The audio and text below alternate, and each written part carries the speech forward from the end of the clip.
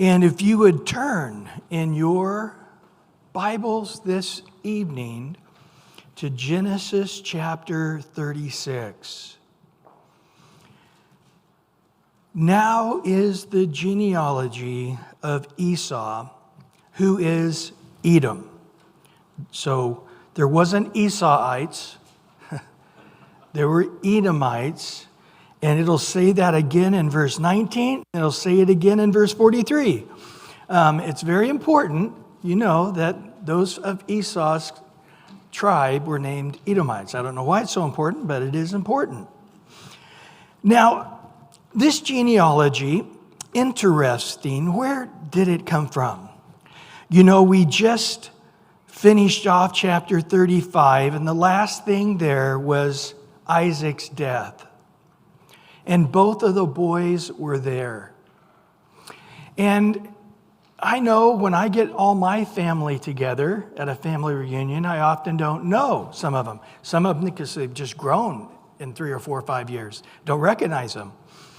And of course, you talk to them, right? And say, hey, tell me about your marriage, your kids, and of course, genealogic records like this would have no doubt been brought because they were all Bedouins, so they had everything with them. So at this time where Jacob was living and Edom were living, they occupied a big part of the same area in southern Israel, right outside of Bethlehem, a bit of a ways. And as we go on, it appears that Esau at that time was sometime in the area of Seir, which is the country of Jordan today, and it's south of the Dead Sea and then east a little bit. So right on not too far from the Dead Sea there, but a bit of ways, about 70 miles. And it's most famously known today for the rock city of Petra. And that was a part of that area of Seir. So it seems that they did spend part of the time together over the years, mingling with the Edomites and the Israelites until things started expanding. So I think Jacob, most commentators believe that chapter 35 through chapter 37 was actually written by Jacob. And there's some reasons for that. But we have a real abbreviated genealogy of Jacob in chapter 35, where he just mentions his 12 sons. And then he focuses on a very lengthy chapter on Esau's lineage. And again, I just want to say that just because Esau wasn't chosen to be the lineage of the Messiah didn't minimize him in the eyes of God. And I think these genealogies show it. And I might mention, this is not the last genealogy of Esau. In 1 Chronicles chapter 1, verse 35 to 42, they have another good-sized genealogy of Esau. And so Esau also was somebody that was blessed by God and going to be blessed by God. His dad even said so. And so again, the idea that God hates everybody who's not the chosen and only loves the chosen, it's abominable, but it's also very, very wrong. And so Jacob, I believe, writes down word for word what was in the genealogy of Esau. And the reason I say that, because as we look at verse 2 and 3, it gives us the 3 wives of Esau. But when you compare the names in chapter 26, verse 34, and chapter 28, verse 9, you'll discover all 3 of the wives' names have changed. There could be a number of reasons for that. One, as they were sort of immigrating into another region, their names are changed for a lot of reasons. I can tell you that having traveled the world, I've heard people's names, and they're offensive words in the English, but yet that's their name, and other such things. But also when women had kids, their names were changed. So we see through the book of Genesis, Abraham is Abraham, Sarai is Sarah, Jacob became Israel, Simon became Peter, and Saul became Paul. It's not that uncommon. But, those who believe the Bible's full of errors, that they like to use this one as one of those errors, but it's nonsensical. And even Oholibamah daughter, it says is Hannah. His name was even different. It was Barry before in chapter 6, verse 34. So there you can read, there's several books on it, the supposed contradiction of the Bible, Why Critics Ask by Geisler, and of course Morris's commentary on the Genesis record. All of them go in and show the different reasons that the names are different. But I think that Jacob wrote it down accurately from what they had. And do make a note in verse 3 that his third wife later, remember he first married the first Canaanite women, and then it grieved his mother greatly. And so he thought, I'll fix that. I'll go marry an Ishmaelite, somebody from Ishmael's line. That'll fix the problem. Mom will be happy with her. He had no spiritual abilities. But it makes it clear that it just wasn't one of the daughters of Ishmael, but it was a daughter of Ishmael's oldest son, Nebajoth. Nebajoth was Ishmael's number one son, and with this society that does protogenders, no doubt he was the chief. The time he probably married this gal, Ishmael would have been a very old man. But his number one son, who's probably the main guy over the great kingdom now of the Ishmaelites, his daughter is who Esau marries. So basically, his third wife was married into royalty. That's sort of the inclination. So each time it talks about that, it always points out that it was the sister, not the daughter, but the sister of Ishmael's number one son. Now, as we go on, it makes it clear that these three ladies, while they were in the land of Canaan, they were in the promised land, had bore him these sons. It says at the end of verse 5. The reason that's important, because it's going to change at the end in verse 8. We're going to have a list of the sons he had when he was in Mount Seir. But at this point, they're sort of commingling around the area where Isaac lived and Isaac died, and they were all sharing the land. They were all nomads, going where there was grass for their sheep and so forth. But in verse 6 and 7 it says, Then Esau took his wives, his sons, his daughters, and all the persons of his household, his cattle, and all his animals, and all his goods, which he had gained in the land of Canaan, and went to the country away from the presence of his brother Jacob. Why? Verse 7, For their possessions were too great for them to dwell together, and the land where they were strangers could not support them because of their livestock. And so, same thing happened to Abraham and Lot, right? That it got so prosperous, the land couldn't handle all the animals to feed them all. So he finally makes the full permanent move across the boundary, the national boundary line of Israel into what's Jordan today, the southern part, Edom.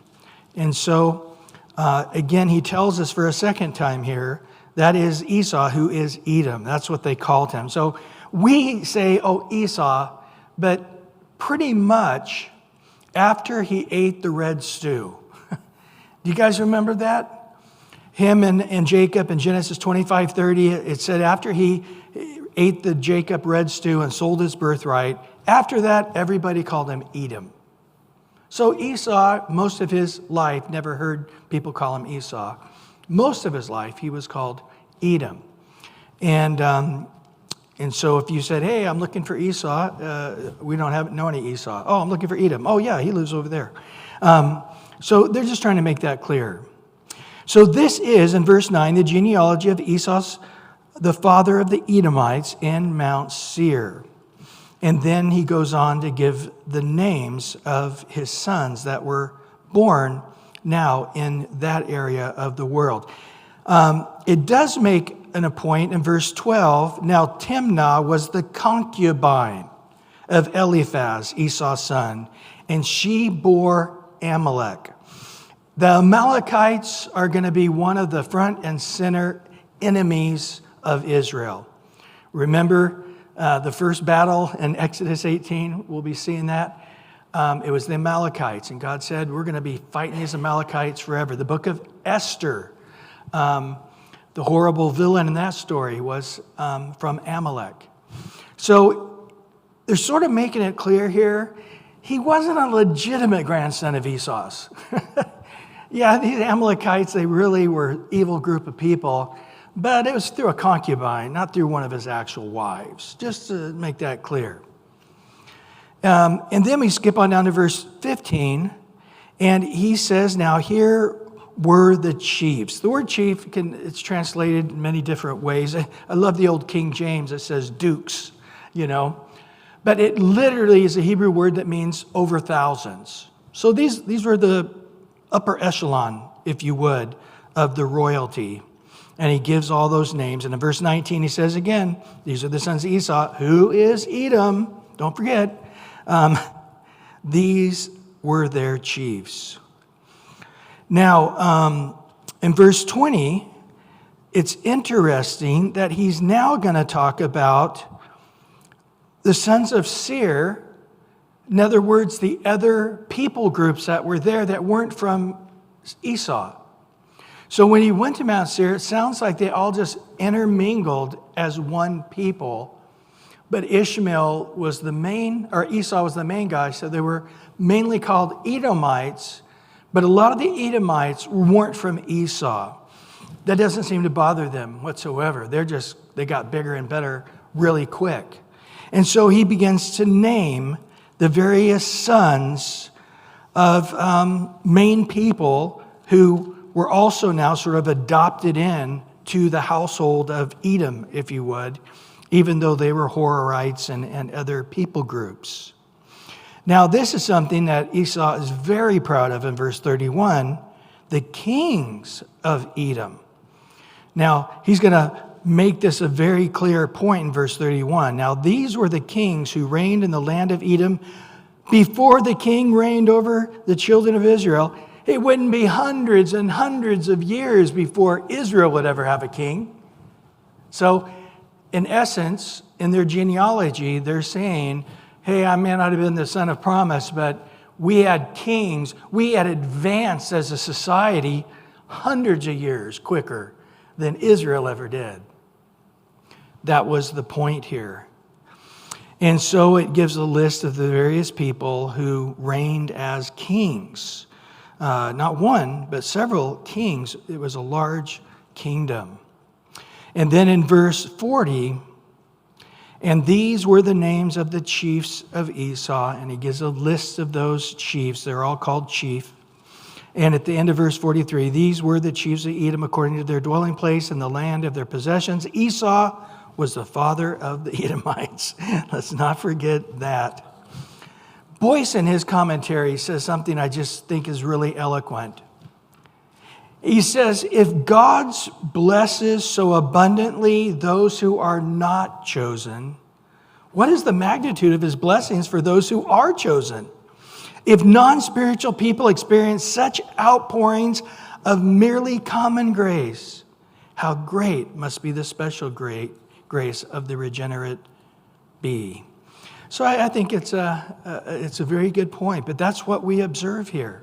We observe God's blessings on Esau.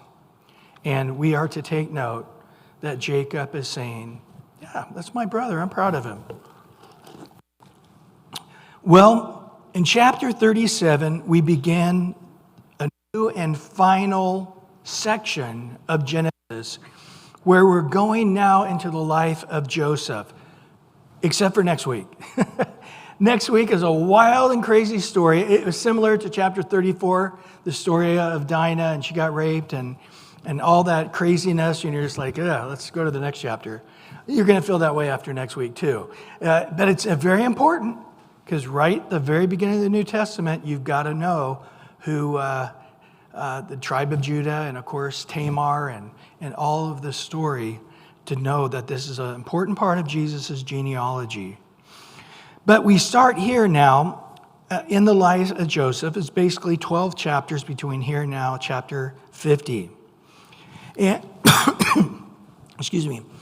I would like to make a mention before we start into this life of Joseph. Again, Boyce in his commentaries, he says, speaking of Joseph, he was loved and hated, favored and abused, tempted and trusted, exalted and abased. Yet at no point in 110 years of life of Joseph did he ever seem to get his eyes off God or cease to trust him. Adversity did not harden his character. Prosperity did not ruin him. He was the same in private as in public. He was a truly great man.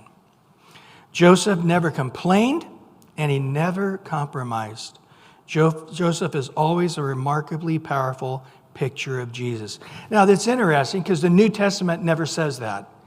It never talks about Joseph as a type of Christ, as so many commentaries put. But we do have to say it is a picture of Christ in so many ways, so many commonalities this guy Joseph and Jesus had in their lifetime. And we'll look at some of those as we go through. But I in no way make it the most important part of teaching the life of Joseph, and many, many do, but I don't like that personally. So we start off here. Now Jacob dwelt in the land where his father was stranger in the land of Canaan.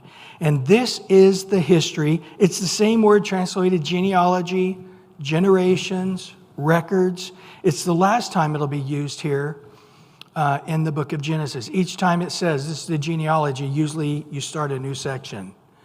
And so here, this is sort of the new section, but the final section of the life of Jacob. So instead, because he doesn't really give a genealogy here, they see this word being used more as the history.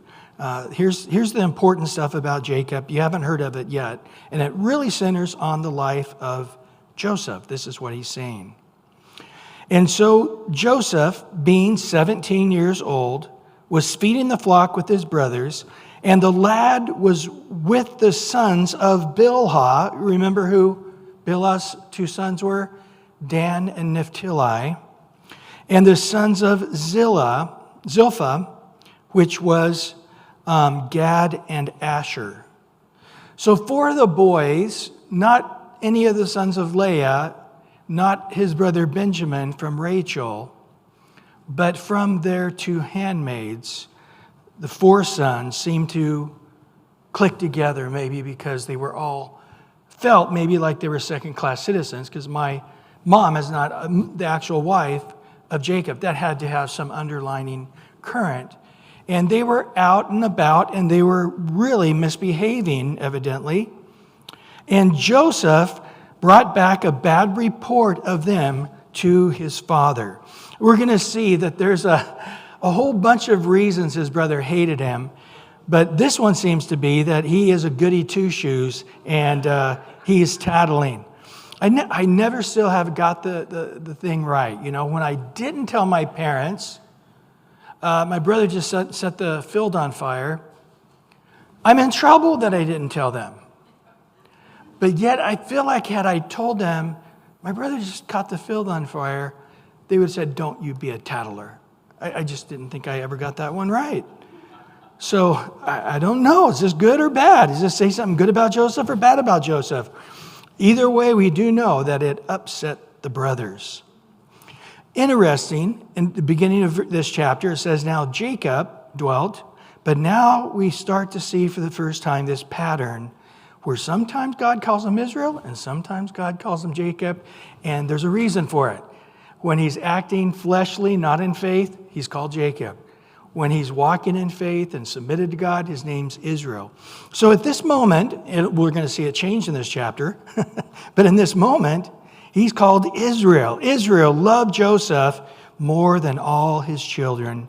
Because he was the son of his old age, also he made him a tunic of many colors. This is sort of nice kicking around the bush, but it's because it's Rachel's son. Rachel couldn't have kids forever and ever, and finally she had one. And then right after she gave birth to him, they traveled to the promised land away from her father Laban. And what happened next was she got pregnant again, as we saw in the last chapter, and had the last child, Benjamin, and she died. And no doubt he looked like Rachel maybe. And his character is a very, very good character. So there were a lot of reasons to favor Joseph. When we see later Jacob laying hands and praying for each of his sons, he didn't have a whole lot to say good about anybody of these sons. So I'm sure it wasn't hard for him to not like those other sons as they've grown into being men and not being very good. And so this is not good, though, that he's showing this openly. He can secretly say, I have a favorite son or a favorite child. They can say that in their heart, but they cannot let on to the kids. That's the case. That's just wrong. Because he was the son of his old age, and he gave him this tunic. Now, this is translated many colors. This word tunic, it can also mean garment with long sleeves.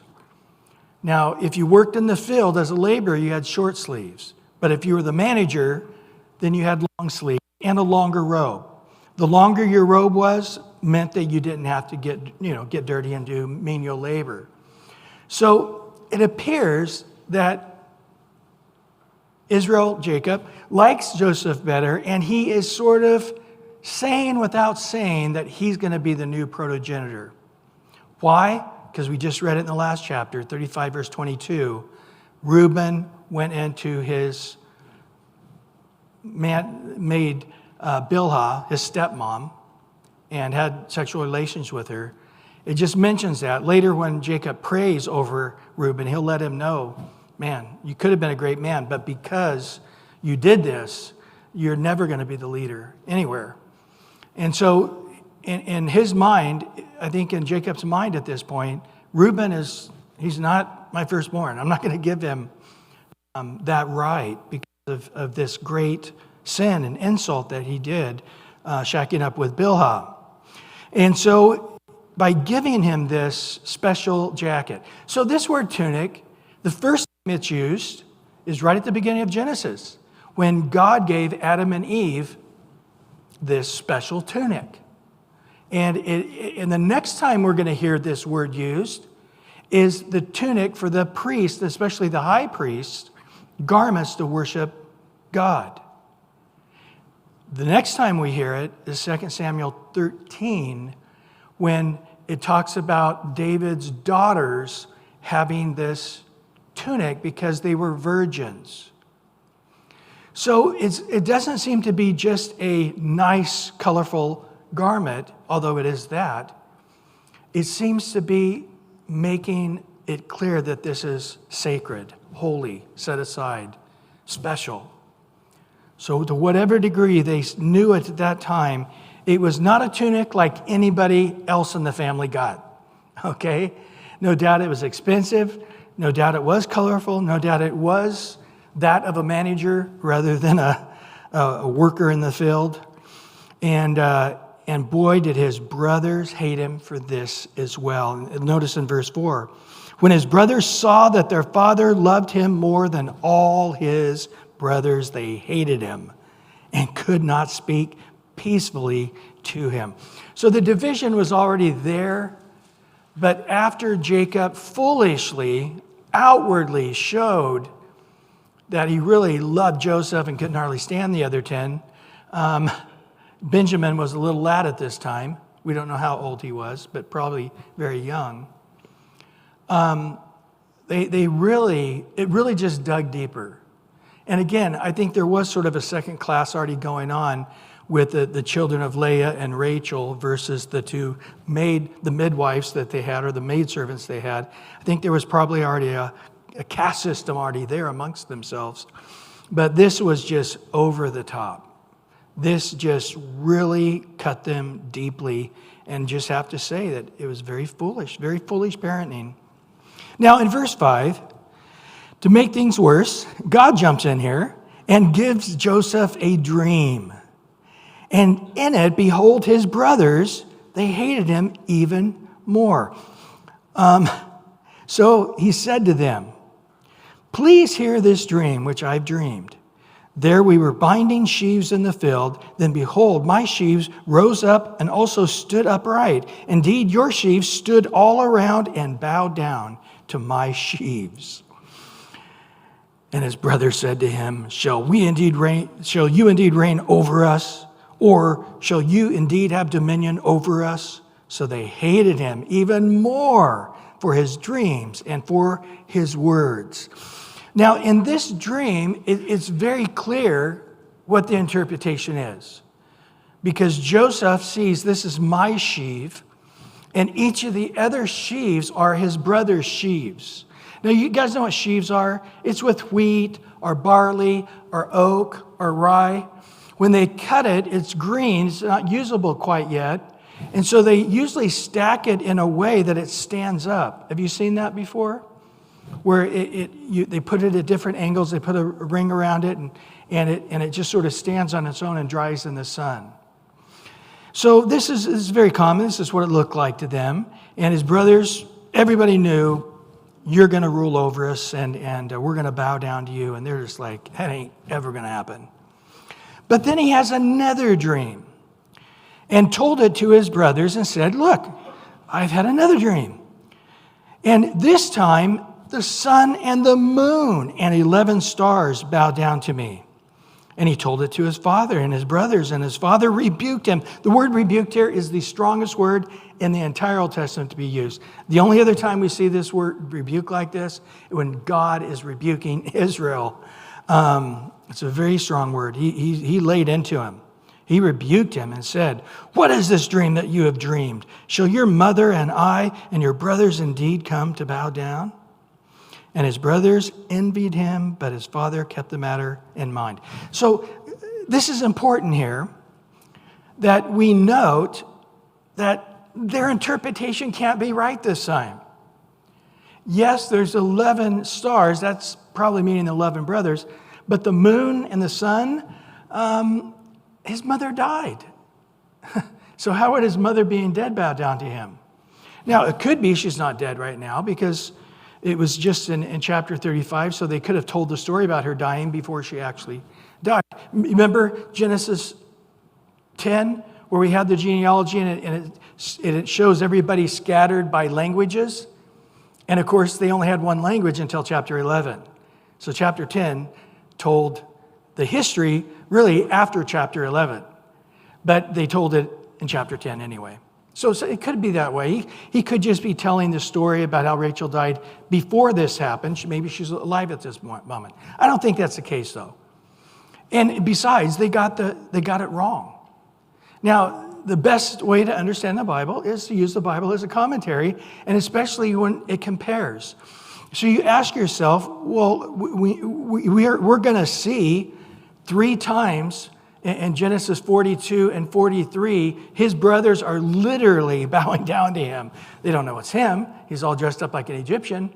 But they definitely are groveling and bowing down and submitted to his authority completely. But we never see Jacob bowing down to Joseph. So in this case, even the sun and moon are bowing down. That never happened. So that's obviously not the fulfillment. So this time, their interpretation is just wrong, although they said, oh man, we're going to be bowing down. And again, this is where, if you look at Joseph as a type of Christ, it does make sense. So where's the next time we see this? It's in Revelation chapter 12, in verse 1. And clearly, we're looking at the family of Israel in the 11. What about the star and the moons and the sun? Let's look at that. Now a great sign appeared in heaven, a woman clothed with the sun and the moon under her feet, and on her head a garland of 12 stars. Now, this woman, and we're going to see it clearly in a moment, is clearly the nation of Israel. And all through the Bible, the nation of Israel is often called the woman, a woman. For example, in Isaiah 54, verse 5 and 6, for your maker is your husband, also not just called a woman, also called the wife of God. The nation of Israel is called the wife of God. But here it says in Isaiah 54, 5 and 6, for your maker is your husband, the Lord of hosts is his name, and your Redeemer is the Holy One of Israel. He is called the God of the whole earth, for the Lord has called you like a woman forsaken, grieved in spirit, like a youthful wife when you were refused her, says the Lord. So the woman here in chapter 12 is the nation of Israel. Going on in Revelation 12, verse 2 now. And then being with child, she cried out in labor and in pain to give birth. And another sign appeared in heaven. Behold, a great fiery red dragon having 7 heads, 10 horns, 7 diadems on his heads. That comes right out of the book of Daniel as well. That's the Antichrist. And his tail drew a third of the stars. This is a third of the angels that warred against God with him, probably before earth was created. But his tail drew the stars of heaven and threw them to the earth. And the dragon stood before the woman who was ready to give birth to devour her child as soon as it was born. Now, who is this child? It's Jesus. And even notice in the translation, the child is capitalized. And we know for certain, as we look on in verse 5 and 6, clearly it's Jesus. She bore a male child who was to rule over all nations with a, what? Rod of iron. Clearly messianic. The only time it's ever used in the Bible is of the Messiah. And her child was caught up to God and his throne. Then the woman fled into the wilderness, where she has a place prepared by God. They shall feed her there for 1,260 days, which is 3.5-year period. This is when Israel, at the 3.5-year period, reject the Antichrist, and they have to flee Jerusalem, flee everywhere they're at, and they hide themselves in Seir, in Rock City of Petra, that area. Interesting, it sort of all ties together. But again, the rod of iron, this child is going to rule the nations and have a rod of iron. This is talking about at the end of the tribulation period. Psalms 2, clearly talking about it. You will break them with the rod of iron. Revelation 2:27, and he shall rule them with the rod of iron. And then Revelation 19:15, now out of the mouth goes a sharp sword, that with it he will strike the nations, and he himself will rule with the rod of iron. He himself treads the winepress, the fierceness of the wrath of the Almighty. All three of those passages are clearly referring to Jesus, the Messiah. So the actual meaning of Joseph's second dream was really a prophecy about Jesus Christ in the tribulation, but mainly at the end of the tribulation period. And so that was really the fulfillment. So they were all getting mad about something different, although it's sort of true because they all represent the nations of Israel. And then in verse 11, his brothers envied him, or were jealous, the same word, jealous of him. His father just pondered these things in his heart. Let me tell you something. When you study through the scripture on the issue of envy or jealousy, it's heavy stuff. It makes it clear that it's one of the worst of all evils that you will go to, that you will be surprised that you go there. In other words, you hate that person, you're jealous of that person, envious of that person, they're really making you madder, and all of a sudden, you're taking steps to stalk them, to do weird things to them, to kill them, and you didn't even see that coming in your own life. For example, in Proverbs 27:4, wrath is cruel, anger is outrageous, but who is able to stand before envy? I like that in the Old King James. In the New Living Translation, I like it even better. It says, anger is cruel, wrath is like a flood, but jealousy is even more dangerous. Joseph's brothers were angry. They hated him. They were jealous of him. They desired then, we're going to see, to murder him. In Proverbs 14:12, There's a way that seems right to a man, but the end of that way is death. And this is where I think that the person, once they get jealous and envious, it really starts causing them to go insane. I think they think they're acting rationally, but they can't see how irrational they're acting. Of course, we know all the stories about stalkers who have killed people and old girlfriends that have killed people. And I think that jealousy. So what is the answer? When those negative feelings and emotions start coming, Proverbs 17:14 says, the beginning of strife is like releasing water. Therefore, stop contentions before the quarrel starts. So as soon as you have envy and you just, Lord, help me. I love that Psalm. Search my heart, O God, see if there be any wicked way in me and lead me in the way of everlasting life. Yeah, as soon as that comes to mind, realize this is not a firecracker. This is a stick of dynamite. Envy will lead you down a very dark road.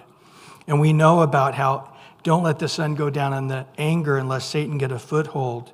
Interesting, 1 Corinthians 13:4-5 talks about this specifically. Love suffers long and is kind, and the first thing on the list, love does not envy. Love does not parade itself. It's not puffed up. It does not behave rudely. It does not seek its own. It's not provoked. It thinks no evil. So just ask God to fill your heart up with a new and greater love than you have ever known, to enter your heart to overcome that envy. Well, going back to Genesis chapter 37 here, we're now in verse 12. So then his brothers went to feed their father's flock in Shechem. Whoa, that is a long way. They're in Hebron right now, in the valley of Hebron, which is way past Jerusalem, way past Bethlehem. It's not clear, all the way to the very southern border as you're going down to Egypt, but it's close. So they went from Hebron almost all the way, not to the Sea of Galilee, but doggone close. They went all the way to northern Israel. Now, remember they were just in Shechem in chapter 34 in the story of Dinah. Remember that? Where they raped her and they said, oh, we want to marry her. And they're like, okay, everybody gets circumcised. And when they were all in pain, they killed everybody. And then they left Shechem because but it says God, the fear of them was on everybody. So these guys are clearly going to look for something, a place where evil people are, loose women were, where they could party. Okay, they weren't really thinking about this is best for the sheep or best for the cattle. It was really what, they wanted to get where there was loose living. And they want to be a long ways from dad so it doesn't get back to him. So they are a very, very long ways away. And Israel said to Joseph, are you not your brothers feeding the flock in Shechem? Come, I will send you to them. And he said to him, here I am. I'm right and ready. And he said to him, please go and see if it is well with your brothers and well with the flocks, and bring back word to me. So he sent him out of the valley of Hebron, and he went to Shechem. Now, a certain man found him there, and he said, and he was wandering in the field. So he's on the edge of Shechem there, and he's cruising from one field to another, and he it sounds like he's lost. And the man asked him, saying, what are you seeking? Just to let you know, in the Hebrew writings, they believe this was an angel. I don't think it was. It didn't say that it was, but could have been. But either way, he said, I am seeking my brothers. Please tell me where they were feeding their flocks. And the man said, they have departed from here, for I heard them say, let's go to Dothan, which is even further north.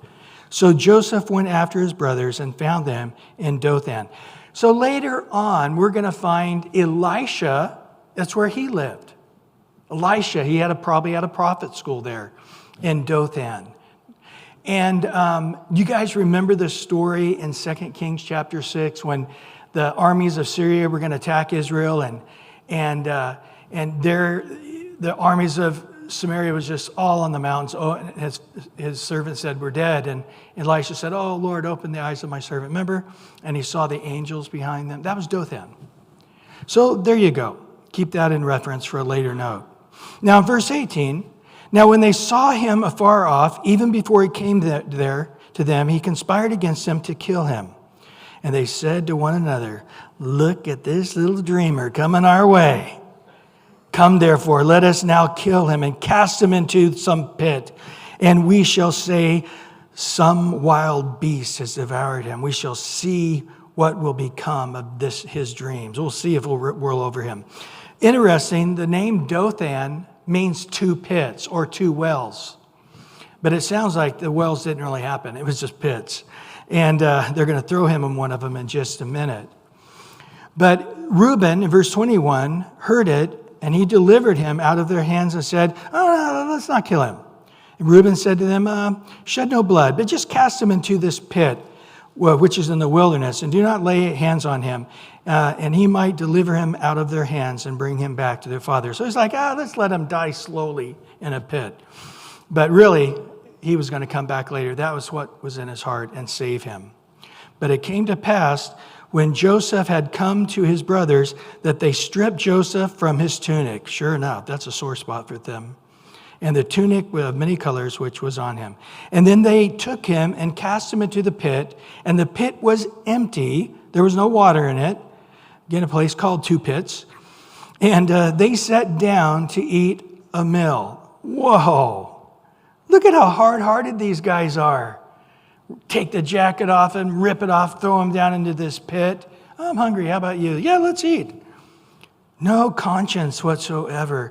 Now here's what's interesting, is 22 years from this point, they are going to be standing before Joseph in Egypt. And look at what they said in chapter 42, verse 21. Then they said to one another, we are truly guilty concerning our brother, for we saw the anguish of his soul when he pleaded with us, and we would not hear.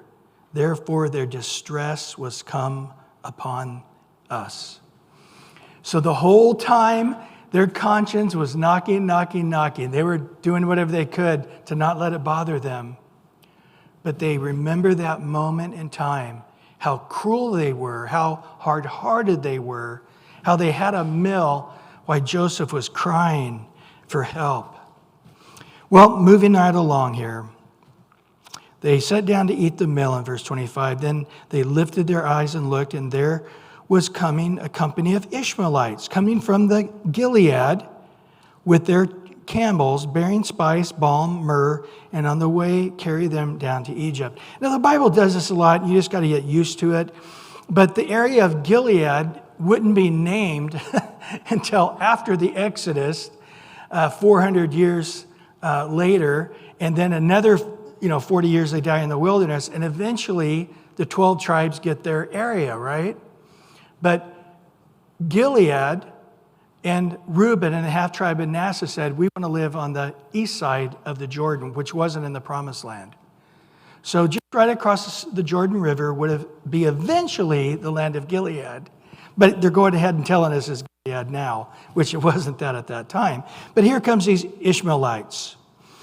And Judah said to his brothers, what profit is there if we kill our brother and conceal his blood? Come, let us sell him to the Ishmaelites, and let us not our hands be upon him, for he is our brother and our flesh. And his brothers listened. Yeah, he is our brother. Let's have compassion. Just sell him into slavery. Oh, that's being merciful. We got such big hearts, don't we? But then the Midianite traders passed by. So this again is where these people that want to be critical of the Bible see a contradiction here. First it says the Ishmaelites. Now it's saying Midianites. They don't know who's there. No, if you just read it, it's so clear. First they saw Ishmaelites' company. They saw a company of Ishmaelites. But as this caravan starts passing by, the time they get Joseph out of the pit, now, along with the Ishmaelites are other groups of people. They often traveled together for safety's sake. And they say, hey, we got a slave here to sell. And it happened to be now, not the Ishmaelites. They had probably already caravanned on by. But now is the caravan of the Midianites who are all traveling together. Now, you remember who Midian is? Remember Abraham has his second wife, Keturah? and her 6 sons, Midian was one of them. And the Midianites would become some of the fiercest enemies of Israel. You remember the story of Gideon, of course. That was the Midianites. And then Balaam, he was hired by Moab and the Midianites. And the Midianites sent down their beautiful wives and tempted the guys to have sex. It was the Midianite women. And they're very interesting. Moses is now an elderly guy, 120 years old, and he's like, "Can I come to heaven now?" And God said, No, you got one more battle. And he had to fight one more battle as an old man right before his death. It was the Midianites. And then he was able to go and be with the Lord after the final battle. So these Midianite traders, interesting, we see them here sort of just as traders, but later we're going to see them as a nation of evil enemies against God's people. Well, they passed by. So the brothers pulled Joseph up and lifted him out of the pit and sold him into the Ishmaelites for 20 shekels of silver, and they took Joseph to Egypt. Then Reuben returned to the pit, and indeed Joseph was not there in the pit, and he tore his clothes, and he returned to his brothers and said, "The lad is not or no more, and where shall I go?" He's like, "Man, I'm out of my mind. He's dead. He's gone." And they took Joseph's tunic. They killed a kid of goats and dipped the tunic in the blood. So it appears like Reuben didn't know he was dead, or maybe they let Reuben keep thinking he was dead. But either way, now it's already too late. Even if they told Reuben, "Yeah, we sold him into slavery," well, what are we going to do? They all together came up with this plan: get the tunic, kill a kid of goats, and use his blood and say that a wild animal killed him. Just want to stop here and just make a mention. They're getting ready to deceive their father, and they're using a goat. Does that sound familiar? You remember the last time somebody deceived their dad with a goat? It was Jacob himself. He killed a goat, but he used the skin to make it feel like Esau's skin. And he deceived his father. Boy, the Bible's right, isn't it? You reap what you sow. But also you sow to the wind and you reap the whirlwind. It was one Jacob deceiving his dad about a birthright or a blessing. It wasn't about the death of a child. But now he sowed to the wind, but a whirlwind's coming back where he has 10 of his sons deceiving him and breaking his heart for next 22 years. He's going to believe that Joseph is dead. So boy, when the Bible says you sow to the wind and reap the whirlwind, look at this whirlwind. He is getting just plummeted with a whirlwind. But either way, in verse 32, then they sent the tunic in many colors, and they brought it to their father and said, "We have found this. Do you know whether it is your son?" They won't say Joseph. I think they're probably feeling guilty. "Is this your son's tunic or not? We found this piece of cloth. It sort of interested us, so we picked it up. And then as we thought about it, it looks sort of like, that son of yours, his tunic. What do you think?" And of course it was, and he recognized it immediately because it was a very unique garment. Of course it was easy to recognize. "And it is my son's tunic. A wild beast has devoured him. Without doubt, Joseph is torn to pieces." So Jacob just seems to come up with the scenario. Oh man, an animal killed him. And Jacob tore his clothes and put sackcloth on his waist and mourned for his son many days. And all his sons and all his daughters arose to comfort him, but he refused to be comforted. And he said, "For I shall go down into the grave." The word grave here is that Hebrew word Sheol. And it's the first time it's ever used in the Bible. And we know about Sheol, right? The holding place for the wicked and the righteous. And we can talk about that more later. But anyway, I'm going to go down to Sheol to my son in mourning. Thus his father wept for him. Now the Midianites had sold him to Egypt to Potiphar, an officer of Pharaoh and the captain of the guards. Well, Lord, thank you for your word tonight as we meditate on these things and continue just to say, Lord, do a deeper work of grace in us, line upon line, precept upon precept, here a little, there a little. Let us be the people of God that touch your heart always.